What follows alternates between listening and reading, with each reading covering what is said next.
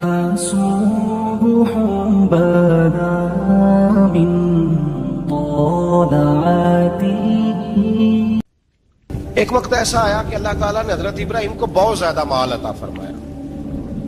اتنے اونٹ گنے نہیں جاتے، گائیں اتنی زیادہ کہ شمار نہیں ہوتے، بکرے بکریاں اتنی زیادہ کہ شمار، بہت زیادہ مال اللہ نے عطا فرمایا. اور ابھی کچھ عرصہ پہلے آپ پیچھے جائیں نا تو جو لفظ مال تھا وہ روپے پہ تو بولا ہی نہیں جاتا، وہ جانوروں پہ بولا جاتا.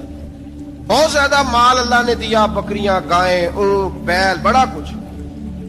رب کریم نے فرشتوں سے فرمایا کہ واتخذ اللہ ابراہیم خلیلا، ابراہیم میرا دوست ہے.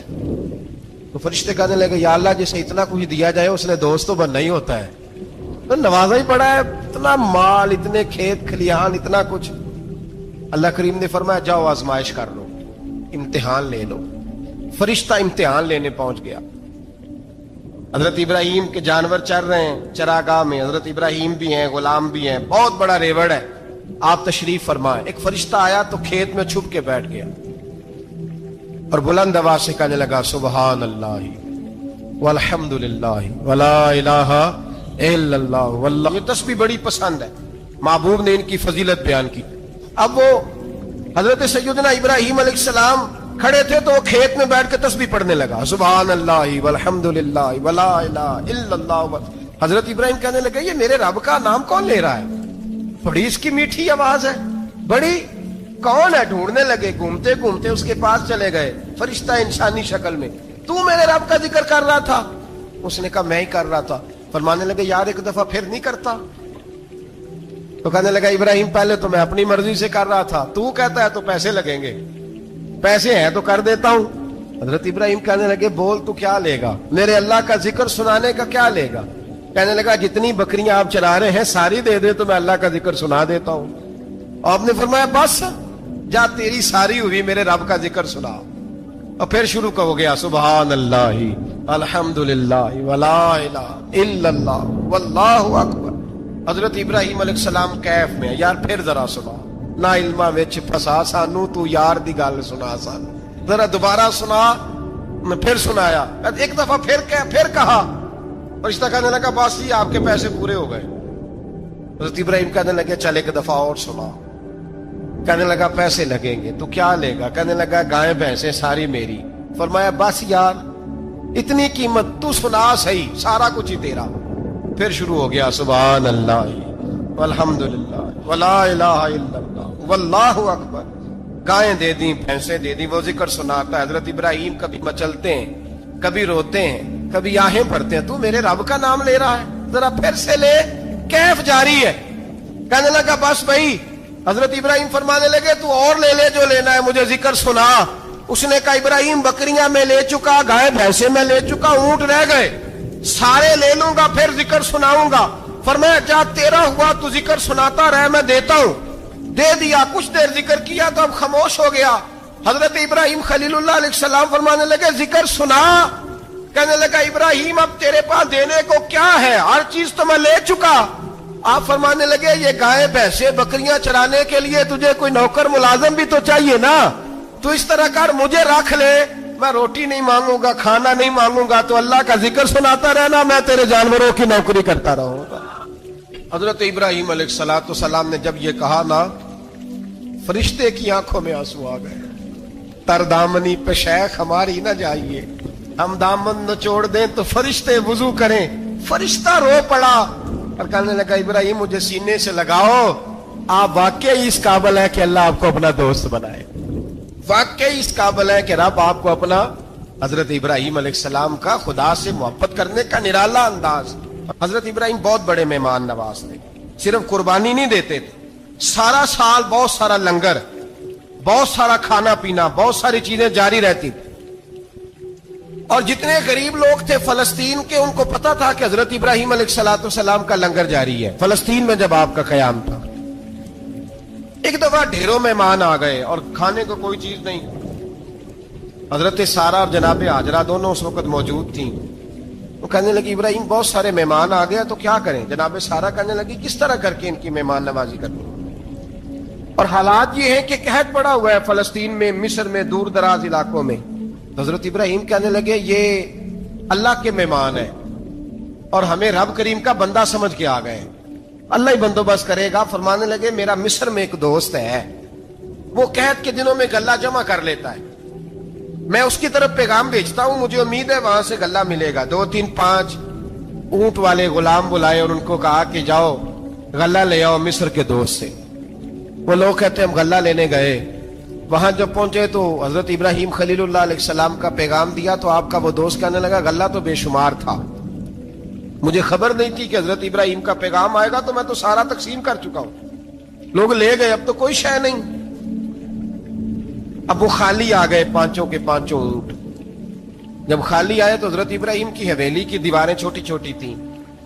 ان غلاموں میں سے, خادموں میں سے, آپ کے ان چاہنے والوں میں سے ایک کہنے لگا یار وہ غریب تو انتظار کر رہے ہوں گے کہ غلہ لینے گئے, ہمیں روٹی ملے گی. چھوٹی چھوٹی دیواریں ہیں, وہ جب دیکھیں گے نا خالی آ گئے تو انہیں تکلیف ہوگی. اس طرح کرو بوریوں میں ریت بھر لیتے ہیں, ریت بھر کے لے جاتے ہیں, بعد میں اندر رکھ کے انہیں سمجھا بہلا لیں گے یا حضرت ابراہیم کو بتائیں گے, وہ خود ہی ان لوگوں کی دلجوئی فرمائیں گے. اب غلہ کی جگہ ریت بھر کے اونٹوں پہ رکھ کے لائی گئی. لا کے بوریاں جب رکھ دی گئیں, حضرت ابراہیم علیہ السلام دوپہر کے وقت آرام فرما رہے تھے. بی بی سارا اٹھی, کہتی ہیں جب میں نے دیکھا نا کہ بوریاں پہنچ گئی ہیں تو گئی, غلام کو ساتھ لیا اور اس کو جب کھولا نا تو کہتی اتنی حسین گندم میں نے پہلے کبھی دیکھی نہیں تھی, اتنا پیارا دانا میں نے کبھی ملاحظہ ہی نہیں کیا تھا. فرماتی ہیں جب اس کو پیس کر چکی میں روٹیاں پکائیں تو خوشبو دور دور تک پھیل گئی. اعلیٰ غذا بنی, بڑے بڑے کھانے بیبیوں نے مل کے پکائے, چن دیے گئے. حضرت ابراہیم اٹھے تو لوگ کھانا کھا رہے ہیں, سجدہ شکر ادا کیا, اور جب سجدے میں گئے تو وہی آنے لگی, پھر رونے لگے. جب پلٹ کر باہر تشریف لائے تو جناب سارا کہنے لگی ابراہیم تمہارا مصری یار بڑا اچھا ہے, اس نے اتنی اعلیٰ گندم بھیجی ہے کہ اتنی تو میں نے پیاری گندم کبھی دیکھی نہیں. جناب ابراہیم مسکرائے, فرمانے لگی سارا یہ مصری یار نے نہیں بھیجی, یہ میرے عرشی یار نے بھیجی ہے, یہ میرے عرشی یار نے بھیجی ہے. بھائی مہمان نوازی مزاج تھا, ہاتھ لٹا دینا مزاج تھا, دوسروں کی اشکشوئی مزاج تھا.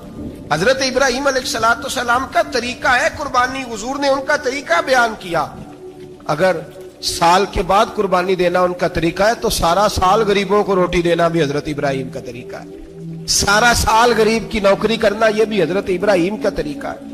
بھوکے کو کھانا کھلانا یہ بھی میرے مصطفیٰ کریم سید عالم صلی اللہ علیہ وسلم سے صحابہ نے پوچھا حضور بہترین مسلمان کون ہے, بہترین مسلمان؟ تو حضور نے فرمایا جو سلام لینے میں پہل کرے اور غریب کو روٹی کھلانے میں سب سے اچھا ہو, وہ بہترین مسلمان ہے, زبردست مسلمان. ہمارے ہاں دعوتیں ہوتی ہیں تو امیروں کی, افطاریاں ہیں تو امیروں کی, اور میرے مصطفیٰ کریم علیہ السلام نے فرمایا بدترین دعوت ہے جس میں امیر بلائے جائے غریب نہ بلائے جائے, وہ بدترین دعوت.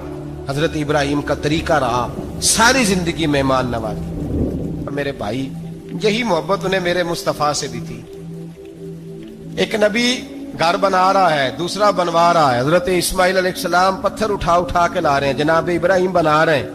جب خانہ کعبہ بن گیا تو کہنے لگے ربنا وابعث فیہم رسولا, اے اللہ اب اسے بسانے کے لیے اپنا آخری رسول بھی عطا فرما. نبی پاک فرماتے ہیں میں دعا ہوں حضرت ابراہیم کی. اور حضرت ابراہیم سے رب کریم نے فرمایا چل ابراہیم کوئی چیز دے, تو کہا یا اللہ تینوں ہی تیرے نام پہ قربان کرتا, تیری ہوئی ساری, ہر شے تیری. حضرت ابراہیم نے دین کے لیے, آپ شہر بابل کے قریب پیدا ہوئے تھے, وہاں سے مصر آئے, مصر سے فلسطین آئے, اور فلسطین سے آ کر کے کعبہ آباد فرمایا.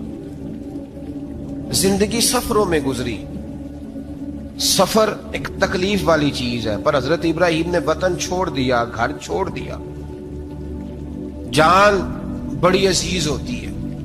تو حضرت ابراہیم نے جب دین کے لیے نکلے تو جد و جہد کی, گھر کے اندر بھی گھر کے باہر بھی. آپ کے والد کا نام طارق ہے, وہ توحید پرست تھے, ایماندار تھے, پرہیزگار تھے. آپ کے چچا کا نام آزر ہے, وہ بت پرست تھے, بت بیچا کرتے تھے. حضرت سیدنا ابراہیم علیہ السلام جب میدان عمل میں نکلے تو حضرت ابراہیم علیہ السلام نے اپنے گھر سے جہاد شروع کیا, لڑنا پڑا. घर के उसूलों से चचा ने जो रिवाज बनाए हुए थे उस रिवाज से टकराए। फरमाया मैं अपने घर के अंदर ये बुत परस्ती नहीं होने देगा। चचा को एक दफा नहीं बार बार 100 दफा समझाया।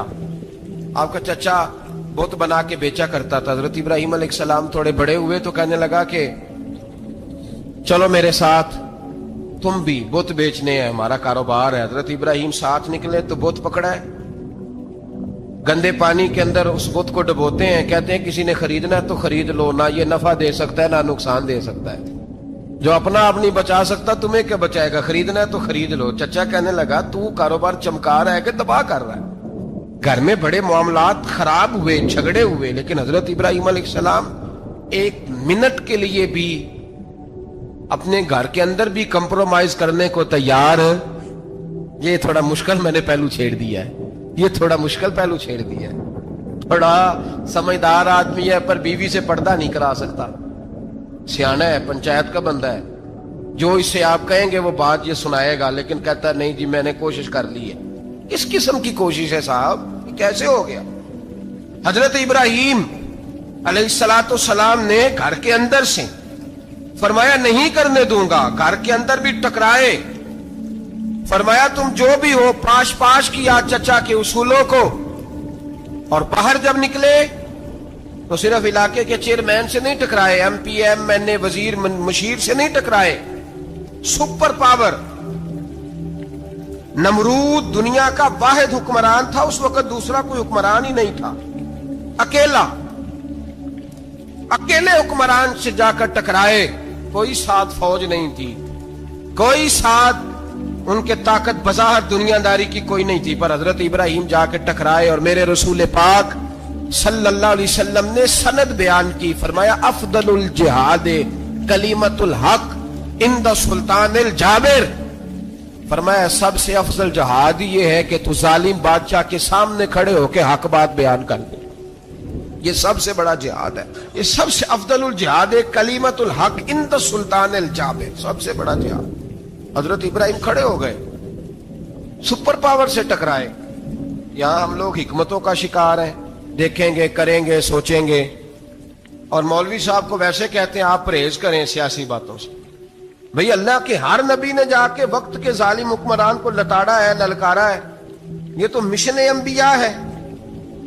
हजरत सैयदना इब्राहिम अलैहिस्सलाम ने उसको जाके कहा कि तू झूठ बोलता है, तू झूठा है, तू खुदाई का दावा करता है, तू बहुत बड़ा जालिम है। और कुरान मजीद ने इस सारी बात को बयान फरमाया। हजरत इब्राहिम अलैहिस्सलाम से कहने लगा मैं रब हूं, तो आपने फरमाया मेरा रब तो वो है जो जिंदा करता और मारता है। तो फिर आप हक बात बयान करेंगे तो अल्लाह मारेगा कि बंदा मारेगा?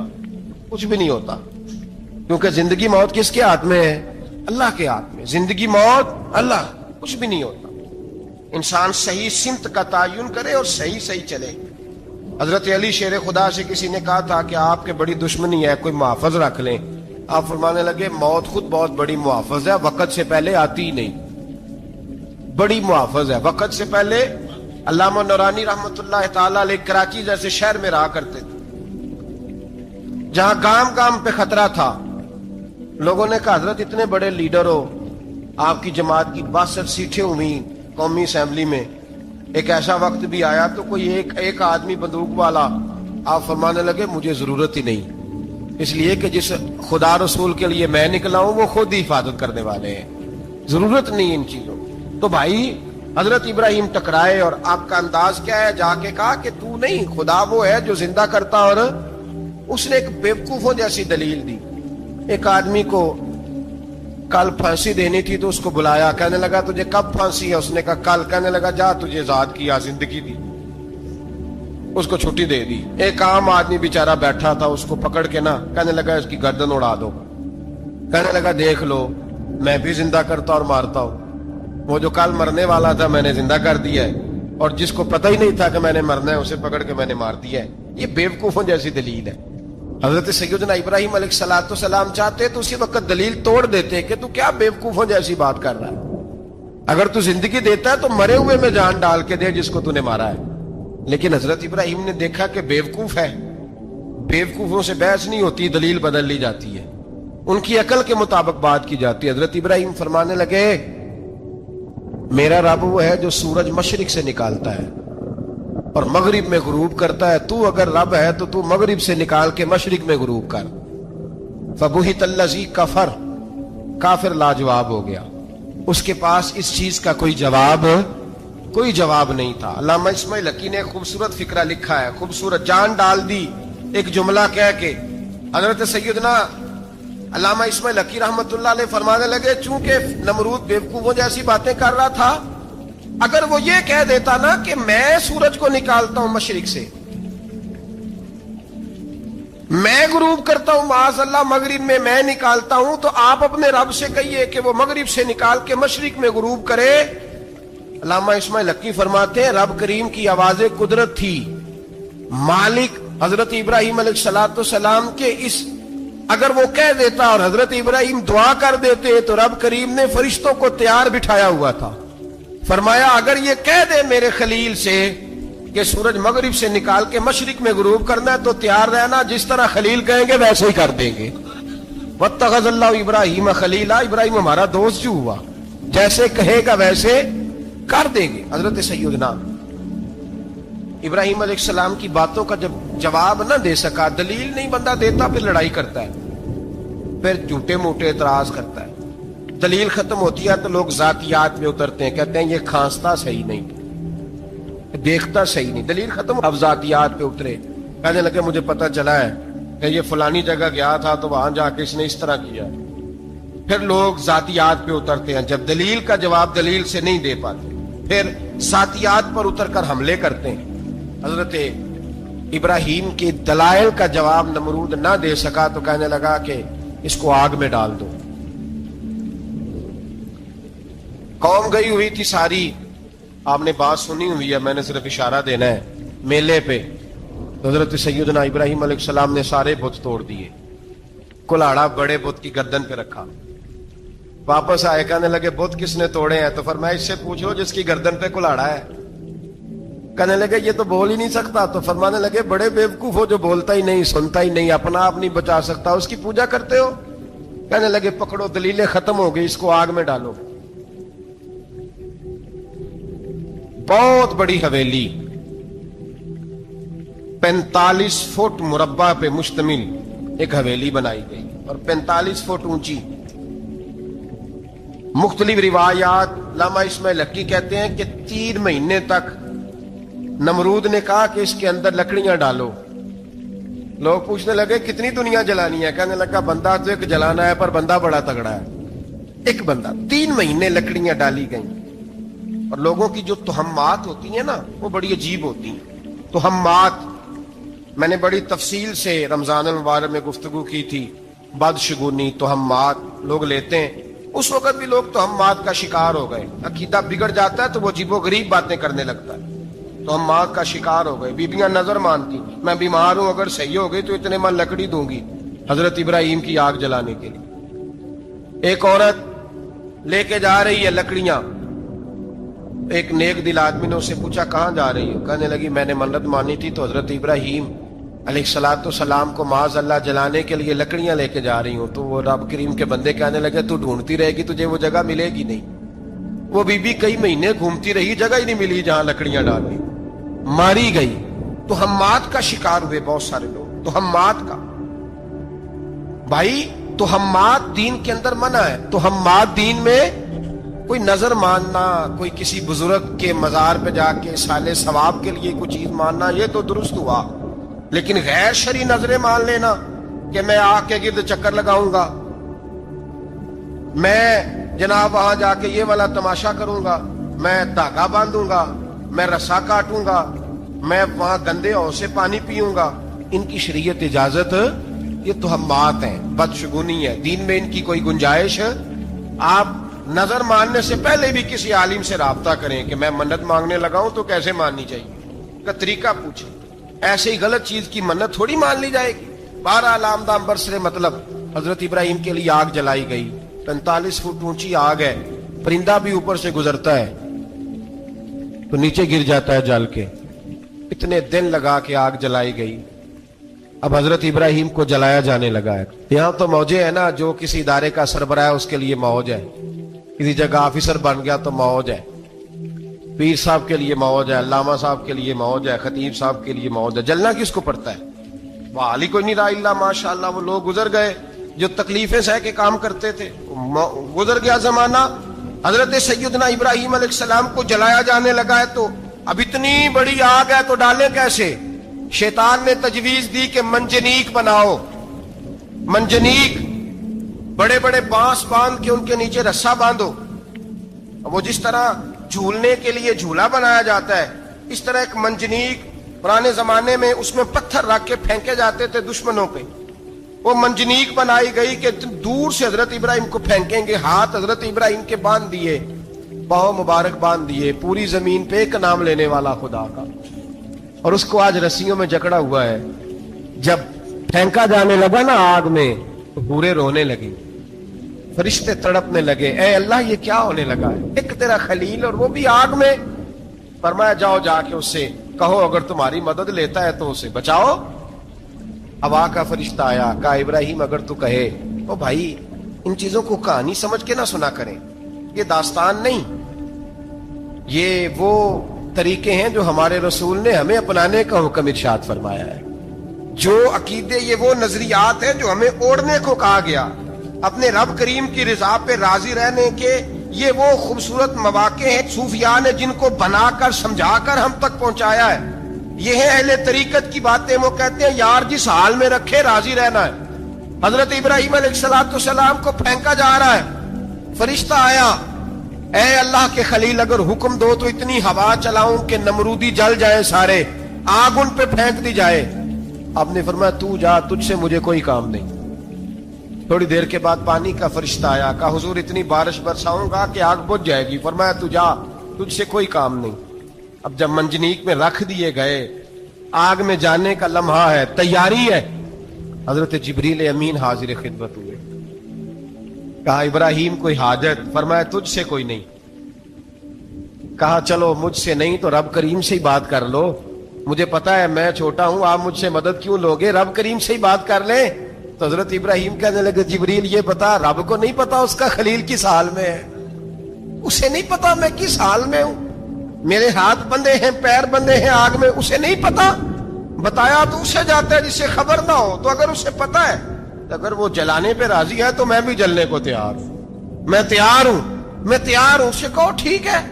حضرت سیدنا ابراہیم علیہ السلام کو منجنیق میں ڈال کے جو پھینکا آگ میں, یا نار کونی بردم و سلاما علی ابراہیم, اللہ نے فرمایا اے آگ میرے ابراہیم پہ ٹھنڈی بھی ہو جا اور سلامتی والی بھی ہو جا. حضرت ابراہیم کو دو فرشتوں نے بٹھا دیا زمین پہ, پھول کھلے ہیں, کونپلیں مہک رہی ہیں, کلیاں خوشبو دے رہی ہیں. حضرت ابراہیم نے سر سجدے میں رکھ دیا, سبحان اللہ والحمد للہ ولا الہ الا اللہ واللہ اکبر. حضرت ابراہیم اللہ کی تسبیح پڑھنے لگے, رب کریم کا شکر بجا لانے لگے. نکلے وہاں سے, کچھ دن گزر گئے, نکلے, حکم ہو گیا ابراہیم علاقہ چھوڑ دو.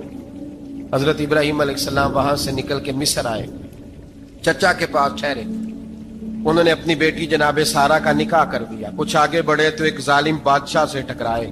اس نے ایک شہزادی, ایک بادشاہ کی بیٹی قید کی ہوئی تھی, جناب ہاجرہ نام تھا, ان کو قید سے چھڑا کے ساتھ لائے. حضرت لوط علیہ السلام بھی ساتھ. یہ 4 لوگوں کا قافلہ چلا, فلسطین میں جا کے پڑاؤ ڈالا, گھر بار چھوڑا, تبلیغ شروع ہوئی. حضرت ابراہیم کے گھر میں 2 خواتین ہیں, ایک آپ کی بیوی ہیں, ایک حضرت ہاجرہ ہے. اولاد کوئی نہیں, بڑا میوہ ہے میٹھا. گھر وہی آباد ہوتا ہے جس میں بچے روتے ہیں, گھر ہوتا ہی وہ ہے جس میں بچوں کی چنچناہٹ ہوتی ہے, بھن بھناہٹ ہوتی ہے.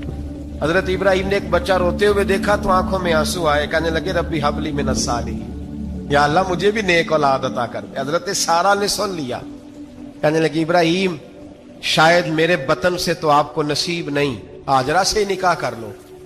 جناب ہاجرہ سے نکاح ہوا. اللہ تو بڑا بے نیاز ہے, رب کریم نے حضرت اسماعیل جیسا خوبصورت بیٹا عطا فرمایا. بیٹا کالا سیاہ بھی ہو تو سینے کی ٹھنڈک ہوتا ہے, پر یہ تو وہ بیٹا ہے جس کی پیشانی میں نور محمدی چمکتا ہے صلی اللہ علیہ وسلم. حضرت سیدنا اسماعیل علیہ اتنے خوبصورت. اب جس بیوی کے ہاں بیٹا تھا, بیٹھنا اٹھنا بھی زیادہ اس کے پاس, آنا جانا بھی اس کے پاس, توجہ ادھر ہو گئی. جناب سارہ رشک کرنے لگی. ایک دن کہنے لگی اسے چھوڑ آ جنگل میں, وادی غیر ذی زرع مکے کے پاس. بھائی ایک بیٹا عالم دین بنا لو, کہنے لگا روٹی کہاں سے کھائے گا. تیرے 5 بیٹے ہیں, کو حافظ قرآن بنا, کہتے روٹی کہاں سے کھائے گا. وہ بچہ بھی کہتا ہے میں کہاں سے کھاؤں گا. حضرت ابراہیم علیہ السلام تو چند مہینے کا بچہ چھوڑ آئے, تو کہاں سے روٹی کھائی حضرت اسماعیل نے, کہاں سے کھائی ان کی اماں نے روٹی. بھوکے مر جاتے ہیں یہ سارے. میں بڑی ذمہ داری سے کہا کرتا ہوں کہ جتنی خوبصورت روٹی اللہ کریم دین کے خادموں کو عطا کرتا ہے شاید کسی اور کے نصیب ہوتی ہو, لیکن ہم لوگ توجہ ہی نہیں کر رہے. ہمارا ذوق ہی نہیں بن رہا, ہم یہ محنت ہی نہیں کر رہے کہ قوم کو مستند علماء کی ضرورت ہے. علاقوں کے علاقے خالی ہیں, ادھر ہمارا مزاج ہی نہیں بن رہا, توجہ ہی نہیں دین کی خاطر. اور پھر چلے بچے تو بعد کی بات ہے نا, جو ابھی خود جوان ہے وہ بھی تو یہ دعا. ایک صاحب مجھے کہنے لگے میں دعا مانگ رہا ہوں اللہ مجھے بیٹا دے تو میں اسے دین پہ لگاؤں گا. تو میں نے کہا آپ بھی بوڑھے نہیں ہوئے, آپ خود ہی لگ جائیں. بیٹا تو ابھی آئے گا تو لگے گا نا, تو آپ تو اس وقت ہے تو آپ تو پہلے لگے نا صاحب. 2 گھنٹے تو نکال کے آئے, دین سیکھنے کو کافی ہے. آپ اتنی لمبی سوچ رہے ہیں کہ بچہ آئے گا تو بڑا ہوگا تو وہ جائے گا تو دیکھی جائے گی. ابھی تو آپ ہیں تو آپ تو آؤ. حضرت ابراہیم نے بچہ وہاں چھوڑا. یہاں سے جو عمرہ کرنے لوگ جاتے ہیں نا, جو حج کرنے جاتے ہیں, ان کو پتا ہے کہ وہاں دنیا کی ہر نعمت ملتی ہے, پھر بھی ڈبل ٹرپل پیسے لوگ جیبوں میں ڈال کے جاتے ہیں. حضرت ابراہیم جب وہاں لے کے گئے تو کوئی انسان نہیں تھا, پانی کا قطرہ نہیں تھا, 2 کلو کھجوریں, ایک مشکیزہ. بیوی کو تھمایا.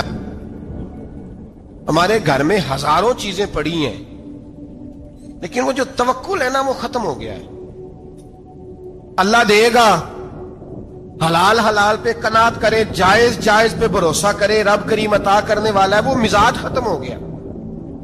حضرت سیدنا ابراہیم علیہ السلام 2 کلو کھجوریں, ایک مشکیزہ پانی کا دے کر کے, اور وہاں بٹھایا آپ نے اپنے بچے کو اور اپنی زوجہ جناب ہاجرہ کو, اور بٹھا کر کے یہ واپس پلٹنے لگے تو حضرت ہاجرہ سلام اللہ علیہ نے آواز دی, کہا ابراہیم کس کے سہارے پہ چھوڑ کے جا رہے ہیں. جہاں آب زمزم کا کنواں ہے نا, جو لوگ گئے ہیں انہوں نے صفا مروہ کی صحیح کی ہے, صفا مروہ سے باہر نکلے نا, سرکار کی ولادت کا مقام ہے, اس جگہ پہ آب زمزم کا کنواں تھا.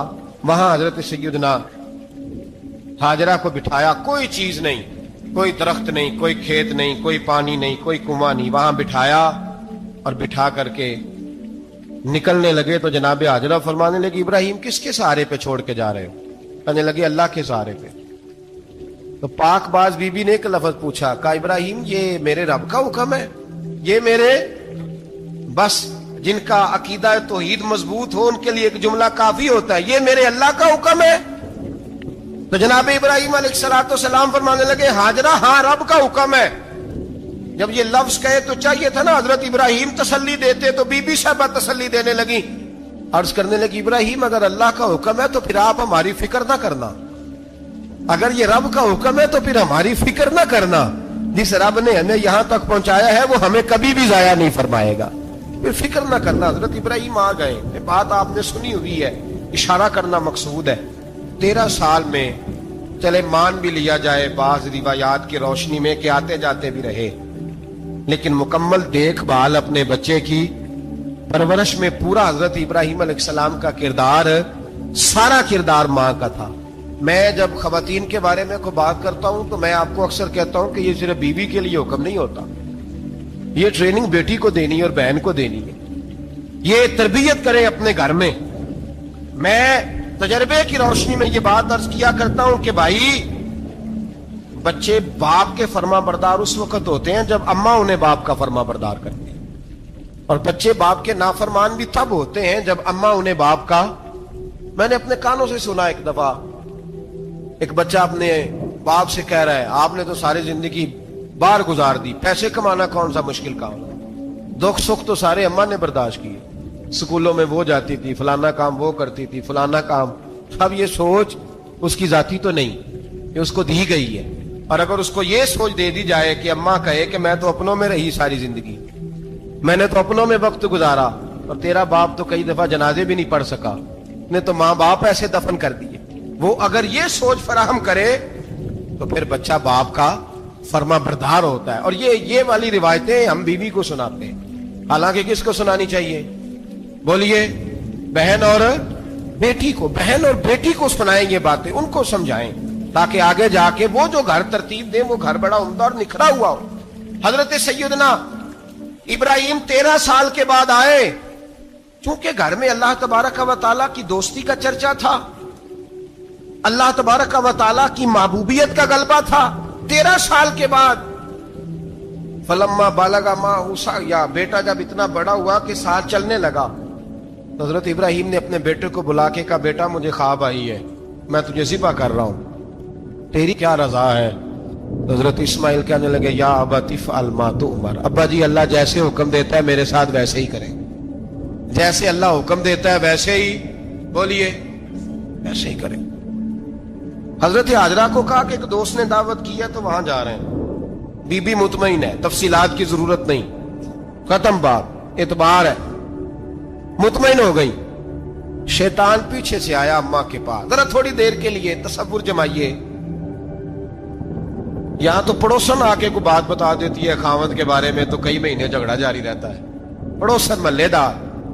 شیطان نے آ کے بتایا لفظ کیا ہے؟ کہا حاجرہ تمہیں پتا ہے کہاں جا رہے ہیں؟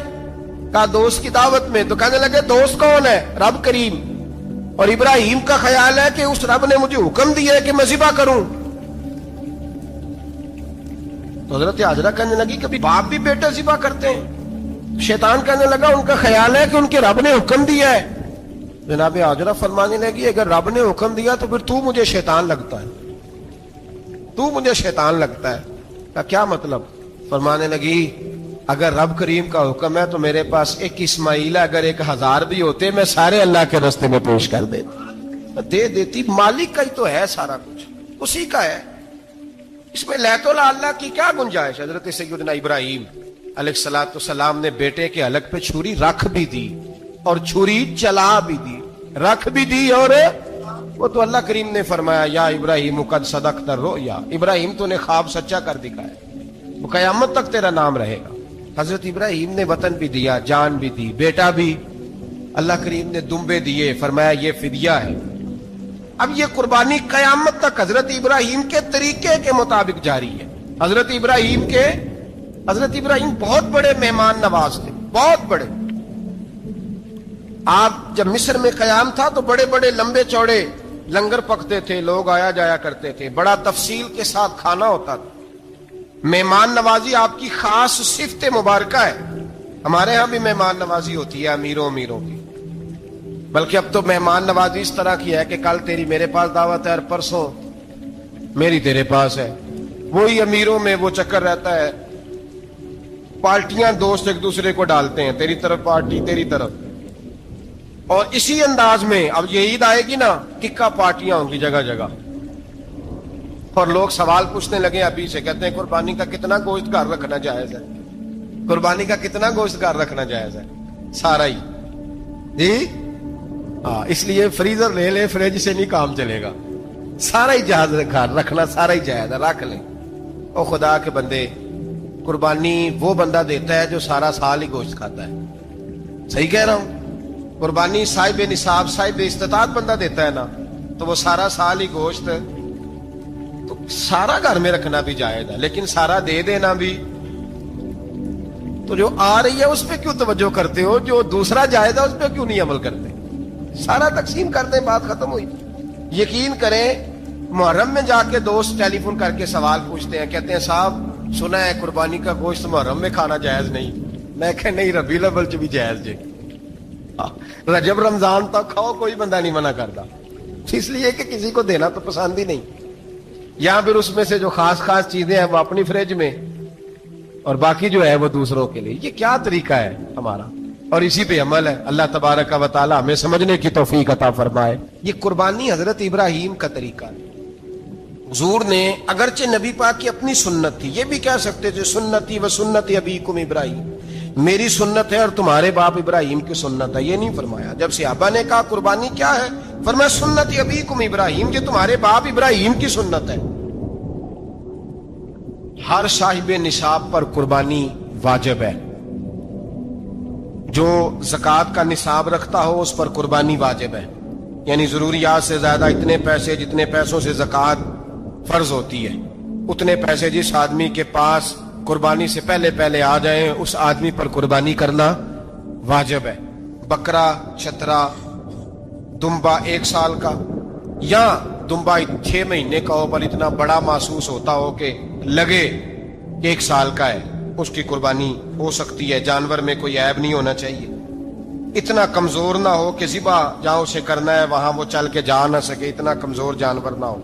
اس کے اندر بظاہر کوئی اتنا بڑا نقص نہ پایا جاتا ہو, کانا نہ ہو, لنگڑا نہ ہو, کوئی اس کی ہاتھ نہ کٹے ہوئے ہو, ایسا نقص جو واضح ہو. بکرا 1 سال کا, گائیں اور بھینس یہ 2 سال کی, اونٹ 5 سال کا. اب اس میں یہ ہے کہ ہمارے بہت سارے دوست چونکہ ہم دیہاتی لوگ ہیں تو پوچھتے ہیں کہ دوندا نہیں ہے تو چوگا نہیں ہے, تو یہ ہماری پنجابی کی اصطلاحات ہیں. پنجابی کی شریعت اسلامیہ نے سال بتائے ہیں. یہ تو ہم نے اپنی آسانی کے لیے یا دیہاتوں میں جو ماحول تھا اس طرح کا جانور لیں, خوبصورت جانور لیں. جو نصاب ہے وہ بھی میں نے آپ کو بتایا. لیکن ایک اور پہلو بھی ہے, نبی پاک صلی اللہ علیہ وسلم پہ زکوٰۃ کبھی فرض نہیں ہوئی, کبھی حضور پہ زکوٰۃ فرض نہیں ہوئی. نبی پاک صلی اللہ علیہ وسلم کے پاس اتنا سرمایہ کبھی اکٹھا ہوا ہی نہیں کہ زکوٰۃ فرض ہو. لیکن نبی پاک کے صحابہ فرماتے ہیں کہ مدینے کے 10 سالوں میں اللہ کے رسول نے ہر سال قربانی فرمائی ہے, ہر سال قربانی دی. اور جس سال حضور حج کرنے گئے اس سال اللہ کے نبی نے 63 اونٹ ذبح فرمائے. اور حضور صلی اللہ علیہ وسلم جب اونٹ ذبح کرنے لگتے نا تو صحابہ کہتے ہیں اونٹ خود دوڑ کے حضور کے سامنے آ کے لیٹ جاتا اور نبی پاک اسے ذبح کرتے اور فرماتے ہیں ایک دوسرے کو دھکے دیتے ہیں اونٹ کے, پہلے میں نے جانا ہے ذبح ہونے کے لیے, پہلے میں نے, انہیں پتا تھا کہ جو مصطفیٰ کے ہاتھوں ذبح ہوگا وہ تو دائمی زندگی پا جائے گا, یہاں بھی وہاں بھی زندہ. 63 اونٹ ذبح کیے. ایک اونٹ میں کتنی قربانیاں ہوتی ہیں؟ 7. اب 63 کو 7 سے ضرب دو گے تو کتنی بنے گی؟ اور پھر نبی پاک صلی اللہ علیہ وسلم نے 10 سال مدینہ منورہ میں قربانی دی, ہر سال. اب وہ 63 اونٹ, ایک اونٹ میں 7 قربانیاں, ہر سال یہاں قربانی. اور مولا علی شیر خدا فرماتے ہیں نبی پاک 2 قربانیاں دیتے. میں نے کہا حضور 2 جانور ذبح کر رہے ہیں آپ, تو حضور نے فرمایا ایک میری طرف سے, ایک میری امت کی طرف سے, غریبوں کی طرف سے. اور حضرت علی کو حضور نے وصیت فرمائی تو 2 دیا کرے گا. یا رسول اللہ صلی اللہ علیہ وسلم میں غلام ہوں, خادم ہوں. حضور نے فرمایا علی ایک تو نے اپنی دینی ہے, ایک میری طرف سے دینی ہے. 2 قربانیاں. مولا علی نے بھی ساری زندگی 2 قربانیاں دی. حضرت علی بھی مال کے نصاب نہیں تھے, اپنا مکان ہی نہیں تھا, کوئی کاروبار نہیں تھا, کئی دن فاقے رہتے تھے, پر قربانیاں کتنی دیتے تھے؟ 2. ہمارے پاس ویسے اگر سسرال میں, میکے میں, کزنوں میں کچھ شادی ہو جائے تو 50-60 ہزار کا خرچہ برابر ہے, وہ پکا ہے. اور قربانی کی باری غریب ہو گئے, سارے غریب ہو گئے, کہتے نہیں یہاں مشکل ہے. اور خدا کے بندے اللہ کے ساتھ تجارت کر, اس کے رستے میں 1 دے گا, رب تجھے 70 گنا اضافہ کے ساتھ عطا فرمائے گا. قربانی مال کے نصاب پہ ہے. کوشش کیا کریں کہ اللہ کے رستے میں جب دینا ہو پھر لیت اللہ سے بچیں, خوبصورت جانور لائیں. جن کو اللہ نے توفیق دی ہے ان کے لیے نصیحت ہے, جن کو اللہ نے توفیق دی. میں نے اپنے حضرت صاحب کو دیکھا ہے, وہ کہتے تھے کئی جانور اللہ نے بڑا نوازا ہے. کہتے ایک میرا ہے, ایک میرے ماں کا, ایک میرے باپ کا ہے, ایک میرے فلاں استاد صاحب کا, ایک میرے پیر صاحب کا ہے. یہ جانور غوث اعظم جیلانی کا نام کا دے رہا ہوں. اور پھر ایک بڑا خوبصورت جانور بندہ ہوتا اور حضرت خود ان کو چارہ ڈال رہے ہوتے. تو حضور یہ کیا ہے؟ فرمانے لگے یہ میں رسول اللہ کے نام پہ قربان کروں, یہ نبی پاک کے نام پر قربان کیا جائے. جن کو اللہ نے حیثیت دی ہے وہ کوشش کریں اپنے محبوب کی طرف سے بھی قربانی کریں, نبی پاک کے نام کی قربانی دے. خوبصورت سا جانور پیارا, پھر اس کی خدمت ہو, پھر اس کی قربانی دی جائے اور نبی پاک کے نام پر قربانی دی جائے. حضور نے خود وصیت فرمائی حضرت ابو بکر صدیق کو, قربانی بڑا حسین عمل ہے. اور میرے نبی پاک صلی اللہ علیہ وسلم نے ناراضگی بھی فرمائی, ذرا خوگر حمد سے تھوڑا سا گلا بھی سن لے. میرے حبیب نے فرمایا جو طاقت کے باوجود قربانی نہ کرے وہ ہماری عیدگاہ میں عید کی نماز پڑھنے نہ آئے, وہ نہ آئے. اور یا رسول اللہ جو کرے گا, فرمایا قربانی کے جانور کا خون کا قطرہ بعد میں زمین پہ گرے گا, اللہ اس کے سارے گناہ پہلے معاف فرما دے گا, اللہ اس کے سارے گناہوں کو بخشے گا. قربانی کریں, خوبصورت انداز میں کریں, اللہ کی رضا کے لیے. بزرگوں نے لکھا ہے 3 حصے کرو گوشت کے, ایک گھر میں رکھو, ایک رشتہ داروں میں بانٹو, پڑوسیوں میں بانٹو, اور تیسرا فقط غریبوں کو دو. لیکن میں اکثر یہ سوچتا ہوں کہ ہمارے ہاں قربانی کرتا ہی وہ ہے جن کے گھر میں ہر جمعرات کو چھوٹا گوشت پکتا ہے, اور جن کے گھر میں ہفتے میں 3 دفعہ مرغی کا گوشت پکتا ہے, وہی تو قربانی دینے کے قابل ہوتے ہیں. تو وہ بھی اگر قربانی کے بکرے میں سے بھی تیسرا رکھنا چاہیں تو اجازت تو ہے, میں نے کہا سارا رکھنے کی بھی اجازت ہے. لیکن اگر آپ مہربانی کریں, کوشش کریں کہ یار ہم تو سارا سال ہی کھاتے ہیں, اور ہمارے یہاں جو گوشت تقسیم ہوتا ہے نا وہ بھی باری لگی ہوئی ہے, ادھر سے پلیٹ آئی تھی گوشت کی تو ادھر سے بھر کے چلی گئی. بھئی اس نے کی ہے, اس کو بار بار گوشت دینے کا کیا مطلب ہے؟ آپ یہ دیکھیں عزیزوں میں, رشتہ داروں میں, اور میں اگر تھوڑا سا آپ کی توجہ کرانے میں کامیاب ہو جاؤں تو سفید پوش لوگوں کو دیکھیں. کچھ سفید پوش ہیں, سفید پوش جن کے اوپر قرضے ہیں, بیماریوں نے جکڑ لیا ہے, گھر میں بڑے بڑے سخت مریض آ گئے ہیں. سفید پوش پہلے دیا کرتے تھے, آپ ان سے پوچھتے ہیں صاحب قربانی, تو بات کو ٹالتے ہیں. وہ کہتے ہیں سوچ رہا ہوں کوئی حصہ اسا ڈال جائے. پردہ پوشی کرتے ہیں, کہتے ہیں کہیں حصہ رکھا ہوا, پردہ پوش. اکثر وہ لوگ قربانی نہیں دے پاتے, اکثر دیا کرتے تھے اب نہیں دے پا رہے. کیوں؟ اس لیے کہ مشکلات ایسی آ گئیں. ان لوگوں کا خیال کریں, ان کے گھروں تک گوشت پہنچا کے آئیں, ان پر توجہ کریں. وہ سفید پوش آدمی کبھی ذکر نہیں کرے گا. کچھ تو ایسے ہیں جو خود پہنچ جاتے ہیں کہ ہمیں گوشت دیا جائے, لیکن کچھ سفید پوش ہیں لا یسألون الناس الہافا. اللہ فرماتے ہیں کچھ لوگ لپٹ لپٹ کے سوال نہیں کرتے, سفید پوشی کا بھرم رکھتے ہیں, کا مزاج نہیں. ان کی طرف دیکھیں, اپنے رشتہ داروں کو دیکھیں, خاص کر ان رشتہ داروں کو دیکھیں جن کا آپ کو پتہ ہے کہ غریب ہیں, مجبور ہیں, ان کے گھروں میں گوشت بھیجیں. غریب بیٹیوں, غریب بہنوں کا خیال کریں, اس طرف متوجہ ہوں, ان کے ساتھ اس نے سلوک کریں, اس طرف آپ لوگ خیال کریں.